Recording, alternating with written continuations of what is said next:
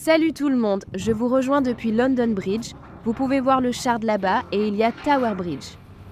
Je suis en route vers The Whisky Tea Exchange, qui est l'un des magasins de whisky et de spiritueux les plus célèbres de Londres. Et bien sûr, j'ai pensé vous emmener avec moi. Je ne sais pas ce qu'on trouvera, mais je suis sûre que ce sera bien.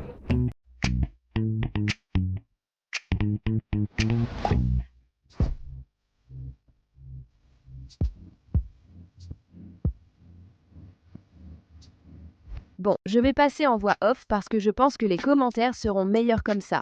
Mais en entrant, n'est-ce pas le paradis du whisky et des spiritueux? Ça n'en finit vraiment jamais. Déjà rentré chez moi en enregistrant cette voix off, je sais que la vidéo sera bonne. Allons-y dans l'ordre.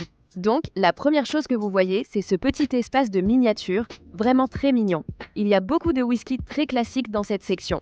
Ces petites bouteilles sont parfaites si vous voulez goûter un peu de whisky avant de vous engager à acheter la bouteille entière. Bref, est-ce qu'on peut prendre un instant pour admirer cette décoration au plafond? J'adore qu'ils aient mis des bouteilles vides de whisky et d'autres spiritueux parmi la déco. Ça pourrait bien devenir ma nouvelle inspiration pour la décoration de la maison. Maintenant, la prochaine section que vous allez découvrir, c'est celle du rhum. The Whisky Exchange est surtout connu pour son whisky, mais propose aussi d'excellents autres spiritueux. Après le rhum, vient le gin. Il y avait vraiment beaucoup de choix ici. Si vous suivez mes chaînes, vous le savez, je suis une fille whisky, mais j'apprécie aussi d'autres spiritueux, même si je les connais moins. J'ai été très enthousiaste en voyant ce gin Tobamori. Je suis une grande fan du whisky Tobamori, donc j'ai confiance que j'aimerais aussi leur gin. Ce gin Drumshanbo Gunpowder Irish a aussi attiré mon attention. Bref, on passe à la tequila à nouveau. Pour une boutique qui se spécialise vraiment dans le whisky, il y a ici une très bonne sélection de tequila. Vous voyez dans ce clip la sélection disponible. Quelqu'un a-t-il déjà goûté ces tequila Vivir? Est-ce que je prononce bien Vive? Et aussi ces tequila Don Fulano, je ne les ai jamais goûtés, mais ils avaient ici un Rapafado Ana Blanco et je trouvais qu'ils avaient l'air plutôt intéressants. Ensuite, on passe à la vodka à nouveau. Ce n'est pas un spiritueux que j'ai vraiment exploré, mais celui-ci avait l'air intéressant. Vodka au sel de mer Mermaid. En fait, ils ajoutent du sel gemme pour la rendre plus douce. J'ai trouvé ça vraiment sympa. Maintenant, la section que vous êtes vraiment venu voir, c'est le whisky, et laissez-moi vous dire, elle ne déçoit pas. Ce qui m'a d'abord frappé, c'était la bouteille Lady Gotham, mais j'y reviendrai plus tard, ainsi qu'une autre bouteille indépendante Lejig, The First Murderer. Intriguant dans la section Loch Lomond, cette bouteille a attiré mon attention. C'est un whisky de 15 ans d'âge fabriqué à la distillerie Loch Lomond et embouteillé par Elixir Distillers. C'est l'un des 3 whiskies de la série Whisky Trail Silhouette, conçu pour emmener l'amateur hors des sentiers battus du whisky. Je ne sais pas si cela vous intéresse, mais moi ça m'a intrigué. Je regardais la différence de couleur entre le Glengoyne 12, 15 et 21 ans et c'est vraiment assez impressionnant. Je veux essayer l'édition Ardena Mersenne Mescal Cask, je l'ajoute à ma liste de souhaits. Glencadam reste selon moi une distillerie sous-estimée. Ils ont un style vraiment agréable, fruité et léger. Bref, tu te souviens de cette bouteille d'automne? Ensuite, je suis tombée sur celle-ci cet hiver. L'une d'elles, un Blair Atoll Signatory, est l'un de mes embouteilleurs indépendants préférés, donc cette bouteille à l'étiquette spatiale m'a vraiment intriguée. C'était un 18 ans d'âge et embouteillé à plus de 60%, donc très fort. En parlant d'excellents embouteilleurs indépendants, Gordon et MacPhail Macallan, je veux dire, cela allait vraiment m'arrêter. Puis j'ai repéré une bouteille d'été, c'était un Benriach. L'une des personnes très gentilles qui travaillait au Whisky Exchange m'a vu admirer toutes ces bouteilles de saison et m'a proposé d'en goûter quelques-unes. La première qu'il m'a fait goûter était une édition de printemps. C'était le Lanquit 10 ans d'âge et il était vraiment rempli de notes de fruits du verger, beaucoup de pommes, beaucoup de poires, avec une épice vraiment agréable. Vous pouvez jeter un œil à toute la gamme ici. C'est en fait une exclusivité de The Whisky Exchange, donc vous ne pouvez pas le trouver ailleurs et c'était un plaisir de le goûter. On m'a dit que la série ne serait pas renouvelée, alors achetez-la vite si elle vous intéresse. Ensuite, le monsieur m'a fait goûter une bouteille d'automne. C'était un Colilla de 9 ans, très riche en arômes agréables, fumé mais aussi épicé à la cannelle. C'était une autre bouteille de la gamme Signatory. Elle a été embouteillée pour The Whisky Exchange à l'occasion de leur 20e anniversaire. Regardez la couleur de ce Longmorn, c'est fou. J'aime beaucoup le Lochley Or Barley, mais je n'ai pas goûté grand-chose de la gamme Lochley.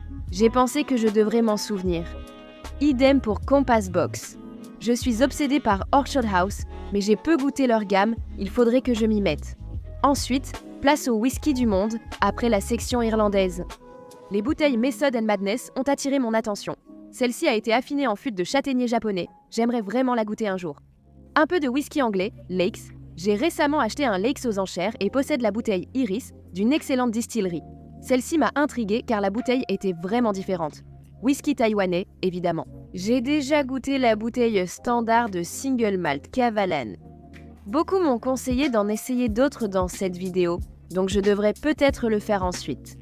Derrière la vitre, il y avait certains de ces whiskies Ichiro Shichibu plus rares, si vous connaissez la collection de cartes d'Ichiro. Ils avaient quelques-unes de ces bouteilles, ici et bonjour Hibiki 30, le genre de choses dont tout le monde rêve. La distillerie Karuizawa n'existe plus, donc toutes les bouteilles restantes sont assez rares et de collection, c'est pourquoi elles sont aussi derrière cette vitre. Un Benmore de 50 ans exposé. Je veux dire, cela n'a pas besoin d'explication. Et voici quelques bouteilles vintage de Benmore. Ils avaient pas mal de bouteilles vintage provenant de différentes distilleries. Un Benmore de 1964, ce n'est pas quelque chose qu'on voit tous les jours, donc je me faisais vraiment plaisir. Encore quelques-unes des vieilles et rares bouteilles de Benmore, y compris des bouteilles géantes si vous regardez bien à droite. Et puis j'ai vu ceci, une bouteille sans étiquette. Je ne suis toujours pas sûre à 100% de ce qu'il en est avec celle-ci, mais après quelques recherches, j'ai vu que c'était un Kalila 15 ans Manager's Dram et il coûtait 8500 livres sterling. Donc, ça doit être très spécial.